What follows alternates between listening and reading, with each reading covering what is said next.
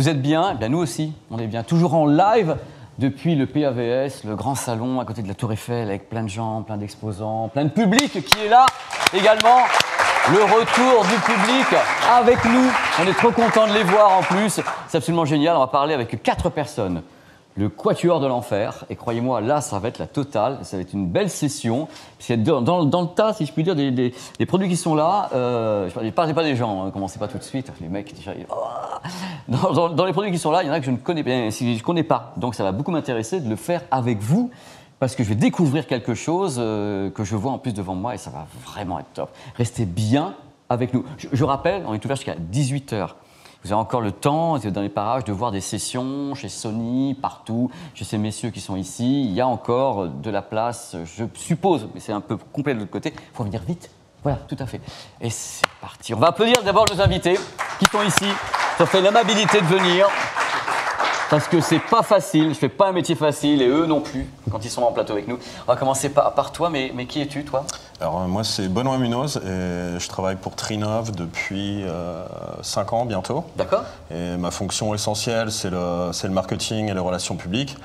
Mais comme pas mal d'autres personnes chez Trinov, on fait pas mal d'autres choses aussi et voilà, ça s'étend du développement des machines, à plein d'autres choses, des interfaces. Ah, c'est fou, tu es en train de me parler de marketing et en même temps de développement de machines. C'est pas une casquette, c'est 12, une par-dessus. Ouais, oh là là. Voilà. C'est dingue.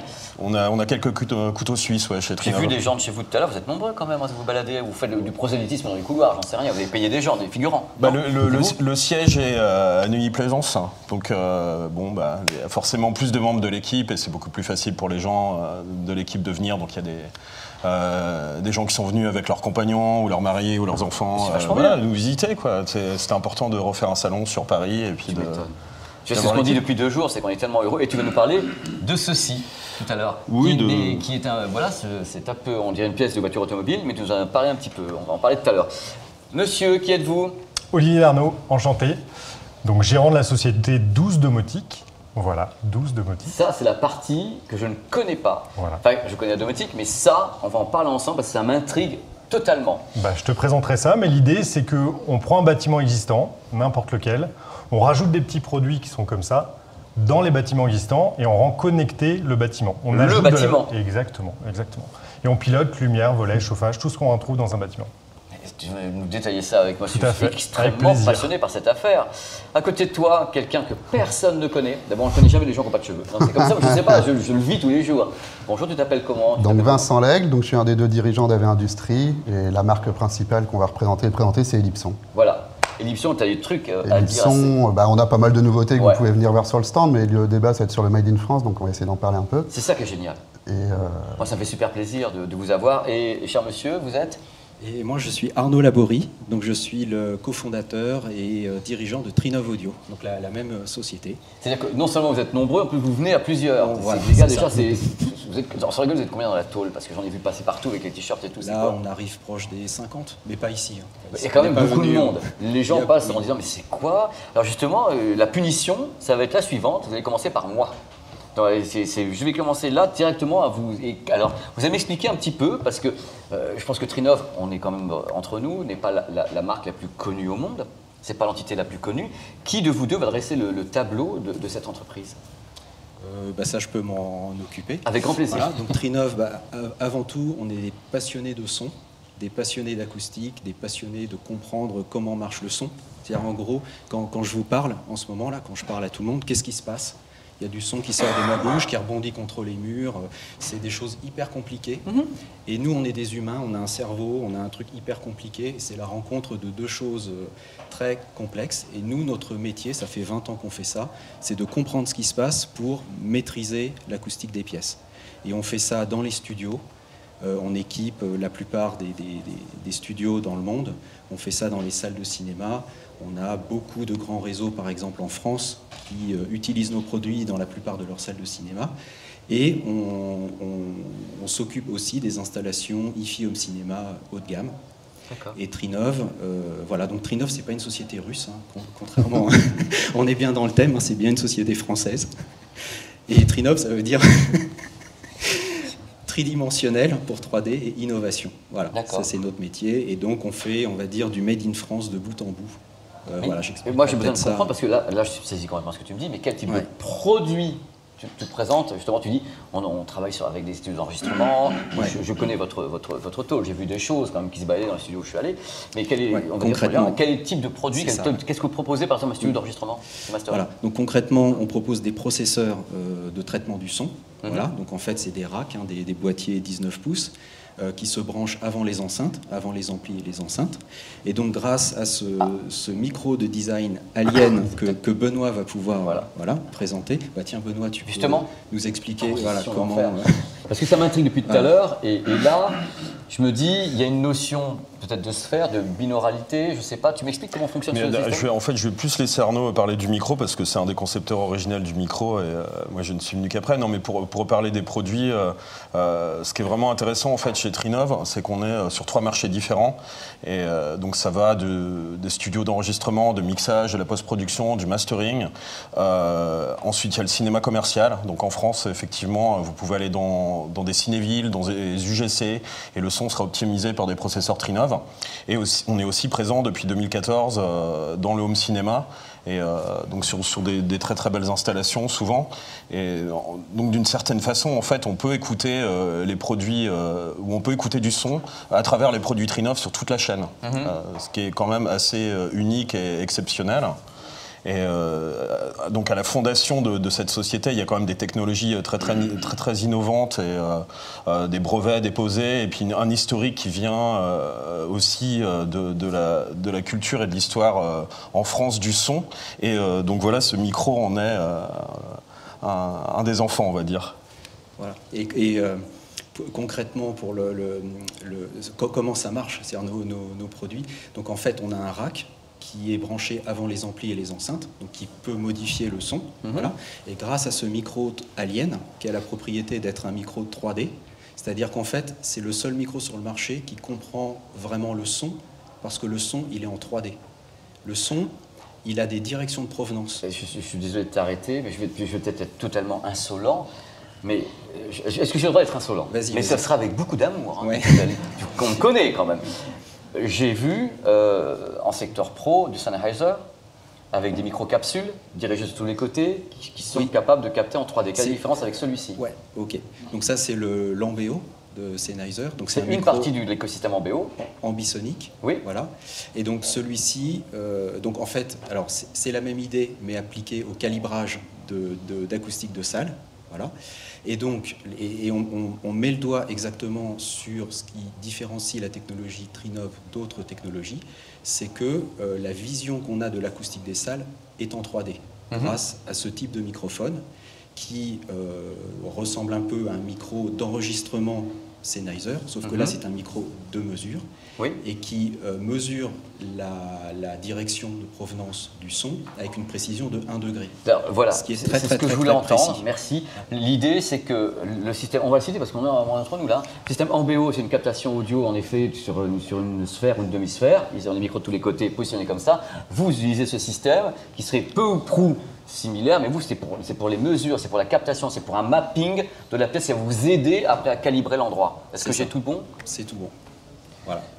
Monsieur, j'en ai Boucler avec le sujet, c'est des technologies made in France. C'est-à-dire que Trinov, on fabrique les machines en France, tous les petits bouts de câbles, les PCB, les composants, les faisceaux de câbles, le châssis, la façade, tout ça, on fabrique en France.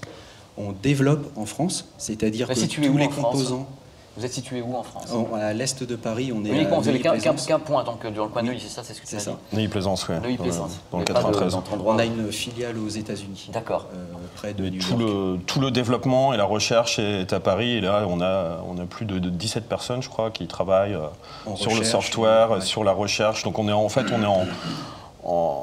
en travail continu sur la recherche, parce que bon, il y a la partie hardware chez Trinov, effectivement, le micro, les processeurs que Arnaud vient de décrire, mais on va dire que le cœur, c'est l'intelligence qui a été créée, et donc qui se conçoit dans ce logiciel, dans ce qu'on peut appeler un algorithme d'optimisation acoustique, et qui est là développé, recherché et amélioré constamment par nos équipes en France.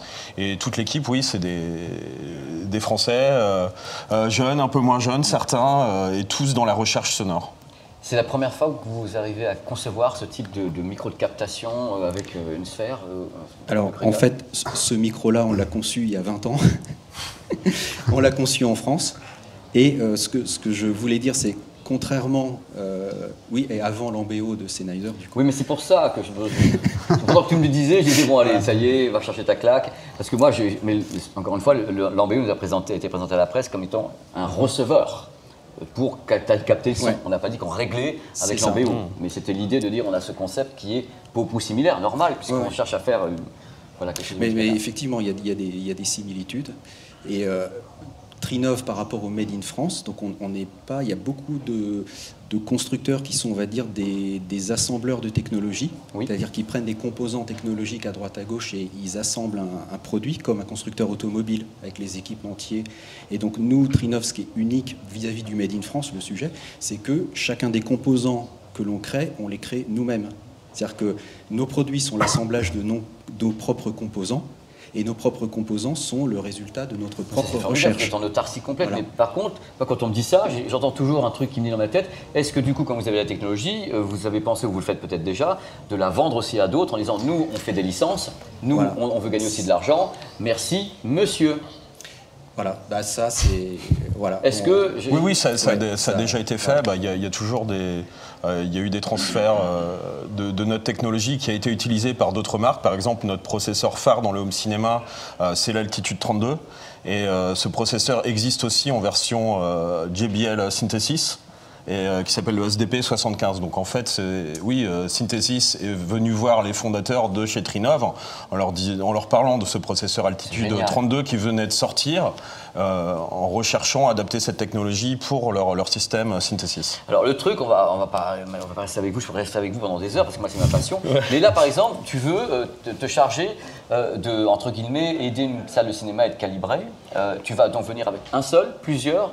Comment ça se passe quand on a ça? Comment vous travaillez en schématisant les choses? Comment vous allez vous y prendre, les garçons, pour faire ça? Ouais, ça dépend des cas. Le Grand Rex, bien sûr, c'est le truc, on peut pas le régler. De toute façon, même Dolby abandonné. Vous savez que Dolby ne voulait pas faire le Grand Rex. Hein.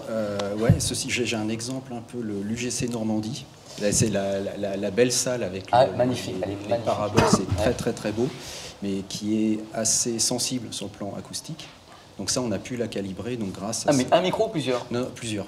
Voilà, c'est bien ce qui me semble. Voilà. Vous placez dans les endroits stratégiques. C'est ça. Donc soit le même micro qu'on déplace, ça c'est ce qu'on fait dans les studios ou en home cinéma.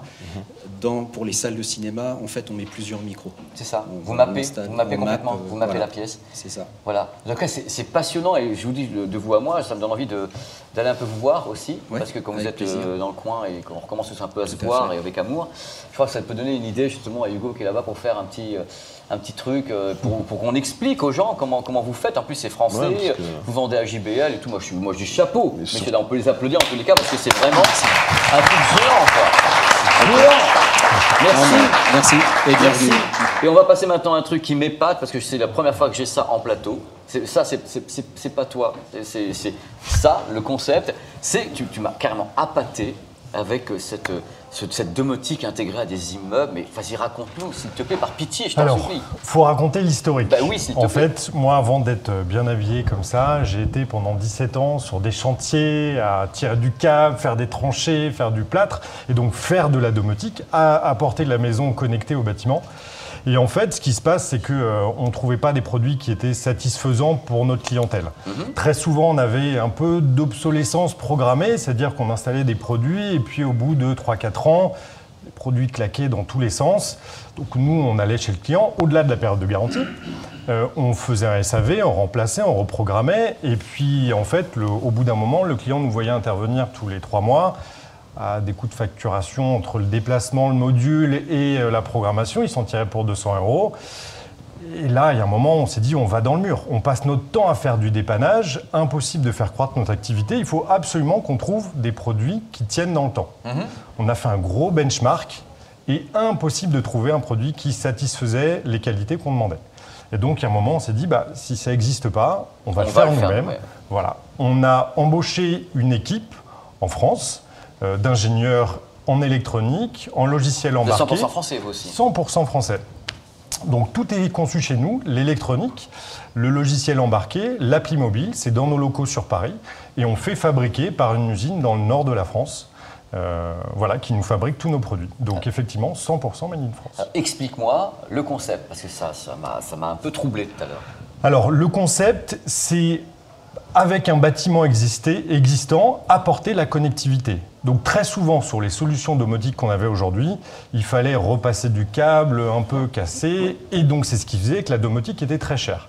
Nous, on est parti du concept de base, il faut pouvoir partir d'un logement existant et avec toutes ces contraintes. Donc ces contraintes, c'est souvent, donc vu qu'on se met derrière les interrupteurs, on n'a pas beaucoup de place. Donc il fallait absolument miniaturiser les produits.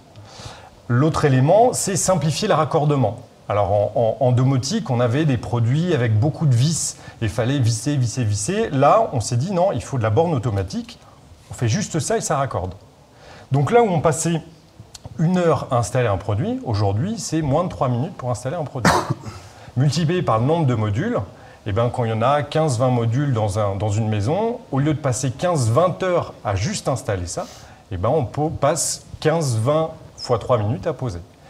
Ça, c'était pour la mise en œuvre. Et la mise en service, auparavant, il fallait avoir une connexion Internet, une box domotique, du Wi-Fi, sortir un ordinateur. Et tout ça est censé être fait par un électricien. Et là, quand on est assis sur un pot de peinture avec un ordinateur et le peintre à côté de nous qui fait de la peinture, ça ne marche pas. Et donc, nous, on a pris le principe de scanner un QR code et 15 secondes après, c'est opérationnel. D'accord. Tu as raccourci la chaîne de travail de façon de... Exactement. Ce qu'on faisait en une semaine, là, aujourd'hui, en une demi-journée, avec un technicien. Ok, j'ai bien compris le fait d'aller vite et autres. Mais une fois, imagine, tu as 12 interrupteurs comme ça. Qu'est-ce que tu fais avec exactement? Comment tu mets ça en route? Tu as une application? Tu as quoi? On a développé une application mobile sur laquelle on scanne les produits. 15 secondes par produit pour les faire rentrer dans le réseau, pour qu'ils discutent tous entre eux ensemble. Exactement. Sans connexion Internet, sans cloud, sans Wi-Fi. Ça, Sonos en était capable. C'était gratuit. Mais non, mais il n'y a pas que Sonos. Mais c'est vrai que Sonos, ils ont besoin. On est d'accord, il y a plusieurs. Quand on parle de domotique, c'était pas un coup bas, parce que j'en sors de la barre de son Sonos, on a une semaine dessus. Dès qu'on parle de domotique, on dit tout de suite, alors les mots de passe, l'accès au réseau, il faut enregistrer les produits sur le réseau, ça prend du temps. Quelquefois, on essaie de faciliter avec du NFC rapide, ça foire une fois sur deux. C'est très compliqué. Si toi, tu as trouvé une solution, moi je dis... Et surtout, la problématique, c'est que quand on déploie un bâtiment, souvent, en fait, il n'y a pas de connexion Internet. La personne n'a pas pris sa box domotique. Donc, donc ça veut dire qu'avant, il fallait ramener un modem 3G, 4G. Juste pour mettre un peu de... Exactement. Là, il suffit de scanner un QR code et après, c'est opérationnel. Donc, déjà, vous êtes indépendant d'Internet. Et vous pouvez amener toutes les fonctions de domotique, c'est-à-dire le bouton à l'entrée de la maison. Quand vous appuyez dessus, ça éteint toutes les lumières, ça baisse le volet, ça baisse le chauffage sur un bouton. C'est génial. Non mais est-ce que tu as un équivalent comme ça dans le monde, d'un truc aussi simple? À t'écouter, on a l'impression que monsieur, madame, X, Y, Z, W, c'est facile, on pose, on installe et on n'a pas besoin d'Internet. En tout cas, c'est notre objectif. Mais le produit est existant. Le produit est existant. Donc, il y a eu 3 ans de recherche et développement. Et là, ça fait 6 mois qu'il est en commercialisation. Et vous les vendez par bundle, 2, 4, 8, comment vous y prenez? Alors on a des produits à l'unité, des produits vendus par 12, comme le nom de la société. Et donc on a des packages, effectivement. On peut commander directement sur le site internet et on livre. Alors pareil, on a fait un gros travail sur le packaging. On a développé un packaging avec du carton recyclé et la forme de la boîte, où il y a 12 produits, peut rentrer dans une forme de boîte aux lettres, pour ne pas avoir de transporteur spécifique, etc. Ils sont forts, les bestiaux, quand même. Le tarif, si je prends la boîte de 12 parce que j'ai plein d'interrupteurs, ça se passe comment? Alors, les produits vont de 30 € à 90 €. En moyenne, ils sont à une soixantaine d'euros pièce, hors taxe, prix public. Et il y a pour 12 produits, vous en avez 10 achetés et 2 offerts. D'accord. Enfin, c'est le prix d'innovation, le prix en même temps on paye parce que c'est une boîte française qui était derrière, donc on sait ce qu'on fait. Et un truc que j'avais quand même rarement entendu ça. Moi j'ai toujours le syndrome de la domotique où il y a quand même un tour de chauffe qui n'est jamais très très facile, suivant les marques. J'ai cité tout à l'heure Sonos pour les brocarder parce qu'ils savent que j'ai galéré avec la dernière barre. Mais c'est super intéressant, un truc. Toujours en utilisant des produits de qualité, sans obsolescence programmée, justement pour ne pas revivre ce qu'on a vécu sur les chantiers. Oui, tu es obligé de redémonter quelque chose qui est installé, Exactement, qui est intégré directement à un mur. Et le problème, c'est qu'au final, c'est le client final qui le paye.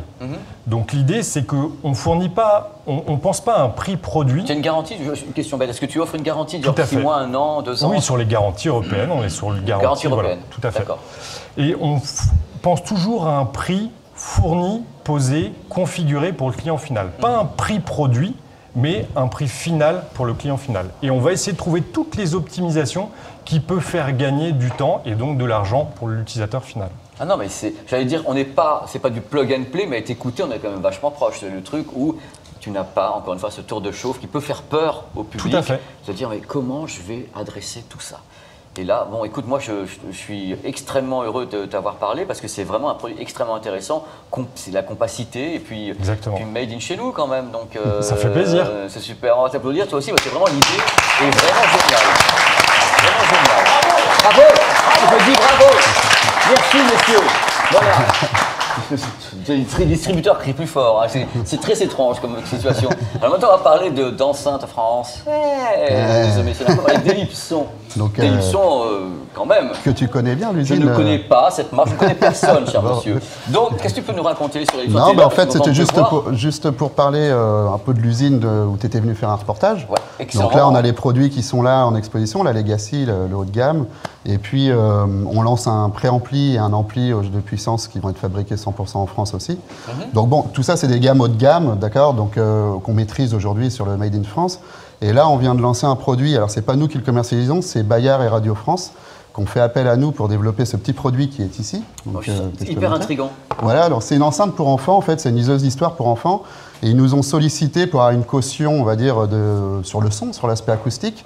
Et en fait, le projet s'est révélé beaucoup plus vaste que ça, puisqu'il y a eu le développement de tout un logiciel, d'une infrastructure, d'une application, puisque les parents, en fait, peuvent sélectionner sur le contenu Bayard Radio France plusieurs titres qu'ils vont télécharger, en fait, en appuyant là, en Wi-Fi. Donc, ça va se connecter en Wi-Fi sur le téléphone pour transférer le contenu. Donc, le défi, ça a été de le faire en France. Hein, c'était le cahier des charges qu'ils nous ont donné. Et ce qui a été super intéressant, ce qui va nous amener, nous, pour le futur, pour développer d'autres produits, c'est de se dire que, voilà, il n'y a pas que les gammes forcément moyennes, haut de gamme qu'on peut faire ici, mais que quand on a une certaine quantité de produits, parce que c'est des gros volumes, hein, forcément, ils ont une puissance de frappe importante, on arrive à développer un produit comme celui-ci qui va sortir à 79 € en France. Donc, c'est-à-dire que tout est fait en France. Mais là, je trouve ça génial. Le petit écran, c'est peut-être une éducation pour les enfants? Alors, en fait, l'idée, c'est d'éduquer les enfants sans les écrans et de passer par le son pour les éduquer sur du contenu. Tu as un écran sur le produit. En fait, l'écran, il sert juste, on va essayer de l'allumer. Voilà, ouais, donc là, okay, je vois. Là, je l'allume et en fait, ça permet à l'enfant de faire défiler le contenu. Donc, il y a des musiques, il y a des histoires, des comptines, apprendre, des choses comme ça. Et donc, il valide avec le bouton du milieu. Voilà, par exemple, si on fait un exemple, là, il tombe sur un contenu qui s'appelle Les Chevaliers. Donc, ça lui a expliqué Les Chevaliers, ce que c'est. C'est génial. Ouais, c'est top, ouais, c'est top. Donc, en fait, alors, ça a été quand même un gros travail pour nous, parce que c'est plus de 18 mois qu'on discute avec les équipes de Radio France et Bayard. C'est difficile au début de se mettre d'accord, puisqu'il y a quand même deux grosses strucures que sont ces deux entreprises-là, avec des idées différentes pour chaque personne. Et à ce prix-là, en plus, au final, voilà. avec tout dedans. Quoi. Donc bon, au début, quand ils nous l'ont dit, fallait tomber à 79 €. Fait en France, on a eu quelques sueurs froides. mais finalement, après, je veux dire, quand on raisonne aussi sur l'aspect quantitatif, et puis même en regardant tout ce qu'il y a dedans, c'est-à-dire que si on détaille un peu, c'est ça qui est intéressant sur ce projet-là, c'est vous prenez toute la partie plastique. Aujourd'hui, on arrive à être moins cher sur ce produit-là que si on l'avait injecté en Chine. Quoi. Donc ça, c'est quand même intéressant. La carte électronique est fabriquée dans la même usine que là où Olivier fait son produit. Pareil, et à un prix pas plus cher que si on l'avait fait en Asie. Ça faut le dire fort. Ouais, tout à fait. Non, c'est pour ça que c'est intéressant. Il faut le dire extrêmement fort. Ouais, tout à fait. C'est pour ça que c'est intéressant. Après, évidemment qu'il y a des composants électroniques qu'on ne peut pas trouver ici, mais voilà, c'est un puzzle. Mais alors, donc la recherche, évidemment, il y a nos équipes qui ont travaillé dessus. On a travaillé aussi avec des équipes qui ont développé le soft, parce que ça paraît un produit basique, mais au niveau software, communiquer avec l'application Wi-Fi, etc., c'est pas si simple que ça, donc ça nécessitait pas mal de recherche. Donc il y a eu des personnes en France qui ont travaillé sur l'application, sur le logiciel, donc l'injection plastique, les cartes électroniques, et l'assemblage, au final, qui est fait à Saint-Fargeau, dans notre usine en Bourgogne, où on fait... C'est où je suis allé, là. Voilà, c'est où tu es allé faire un reportage. là où on fait les platines vinyles et puis certaines Justement, gammes d'enceintes. T'as des nouveautés de ces côtés-là ou... Oui, non, mais je suis très content de voir ça parce que c'est génial. Ouais, donc les nouveautés, en fait, c'est que là, ils travaillent à fond là-dessus, puisqu'en fait, le cahier des charges, c'était de sortir ce produit-là pour le 15 octobre. Qui commence à être en magasin au 15 octobre. Des grosses quantités. On a 50 000 pièces à faire sur la fin d'année, donc c'est important. C'est des grosses quantités. Ouais, donc du coup, et l'an prochain, il y a aussi évidemment des gros volumes qui sont prévus. Et on sera limité de toute manière, puisqu'il fallait déjà faire les achats de composants. Là, on est rendu à 2023 par rapport au délai qu'il y a. Donc du coup, même s'il se révèle qu'ils aient besoin de plus que les quantités qu'ils ont prévues l'an prochain, il y aura à la limite par rapport aux approvisionnements, quoi. Mais donc, ouais, Saint-Fargeau, pour revenir à l'usine là-bas, en fait, ça permet d'embaucher aussi du monde, parce que derrière, on ne s'arrête pas de faire les platines et les enceintes. C'est ce que j'allais te dire, c'est qu'en fait, quand tu continues le reste... Et la semaine prochaine, là, on va augmenter le nombre d'équipes là-bas, donc c'est ça qui est sympa. Bien. Et on a quand même, je veux dire, c'est vrai que évidemment, nous, on a aussi des productions qui sont faites ailleurs, mais c'est quand même une satisfaction pour les gens de l'entreprise de travailler sur un projet et puis de réussir à le sortir ici, quoi. Et puis ça crée des emplois au moment où ça crée des emplois, et puis nous, ça nous fait réfléchir aussi sur d'autres gammes de produits, à se dire, voilà, si on y arrive pour un produit qui est à 80 €, voilà, il y a moyen de faire autre chose. Johnny Hallyday à 50 €. Oui, non, on n'a pas dit ça non plus, mais... Vous avez des platines qui sont très très jolies. Oui, tout à fait. Ouais, les platines ne sont pas si chères pour du Made in France, ça démarre à 300 € jusqu'à 700 €. C'est des sacrés prix. Donc voilà, c'était un peu ça aujourd'hui sur le thème du débat dont on voulait parler. Alors évidemment, il y a toujours d'autres produits qu'on fabrique là, et l'idée, je pense, ça nous a fait prendre conscience en travaillant pendant 18 mois sur ce projet-là qu'on pouvait faire beaucoup d'autres choses aussi, quoi. Il faut le dire haut et fort. Ouais, tout à fait. Et c'est super important. Et c'est pour ça que je suis extrêmement heureux d'avoir pu vous rencontrer. Il y en a que je vais d'ailleurs revoir un petit peu parce que j'ai besoin de comprendre encore des choses. Et c'était vraiment Oui, avec grand plaisir. Si je peux préciser quelque chose, effectivement, nous, ça faisait partie du cahier des charges de départ de dire on veut tout faire pour fabriquer en France. Mais en fait, ça a permis de revoir un certain nombre de process et de se dire OK, pour fabriquer en France, il faut un maximum éliminer, en tout cas réduire les interventions humaines. Parce qu'aujourd'hui, c'est ce qui coûte cher en France, il faut être réaliste, c'est l'intervention humaine. Donc nous, on a fait un produit qui est 100% fait en machine. Et effectivement, le matin, il y a une personne qui vient charger la machine. Et après, dans la journée, elle sort 10 000 pièces. C'est ce qui fait qu'on peut fabriquer en France à un coût équivalent à fabriquer en Chine. Mais on est d'accord, ça ne s'applique pas à tous les produits, ce que tu dis. Ça s'applique à celui-ci. Et peut-être que c'est plus compliqué pour d'autres types de produits qui nécessiteront justement des emplois, comme tu as dit, une main-d'œuvre. Effectivement. Et après, il y a aussi une limite, c'est-à-dire que si on prend le catalogue qu'on a sur AV Industrie, on a peut-être, je ne sais pas, 400, 500 références. Nous, on est une équipe de 40 personnes. Clairement, s'il y a un moment, on ne fait pas appel aussi à des sous-traitants ailleurs, on n'arriverait pas à faire tout ce qu'on fait. On le ferait, mais il faudrait qu'on soit je ne sais pas combien, et là, à la fin, on ne sait pas si c'est rentable, quoi. Donc, mais bon, ça, voilà, c'est... Ce qui est vraiment important, c'est de maintenir ce développement et la recherche en France. On a quand même un historique de recherche, de savoir dans le son qui est exceptionnel, qui vient de l'IRCAM, du GRM. On n'a pas de quoi à rougir face au reste du monde. L'IRCAM, c'est incroyable. Il y a une partie de l'équipe de Trinov qui sort de là. Et la personne qui est à la tête du projet MBO chez Sennheiser sort aussi de là. Donc il y a une expertise française en matière de traitement du signal et d'acoustique qui est de niveau mondial. Ah bah oui, mais figure-toi que j'ai visité, ça sera, on va conclure avec ça, je suis allé à Los Angeles voir le Samsung Laboratory, donc qui est Harman. Sur place, c'est des Français. Les mecs qui nous ont reçus, c'est des Français. À la tête du labo Harman sont des Français. Les ingénieurs, c'est des Français. On a fait reportage en français. On était à Los Angeles. Oui, tout à fait. Donc c'est pas beau ça. Vous avez donné du baume au cœur à tout le monde. Et alors on vous applaudit très très très fort dans tous les cas. Merci. Vraiment. Merci beaucoup. Voilà, vous vous rendez compte du Made in France. On va faire un petit break maintenant. On se retrouve dans 10 minutes. Et il y a encore des gens qui arrivent. Il y aura iSense avec Laser TV, Panasonic avec l'OLED. Que de jolis débats tout à l'heure avec des gens de qualité. Allez, c'est parti. Merci encore d'être là. Merci au public. Merci à vous.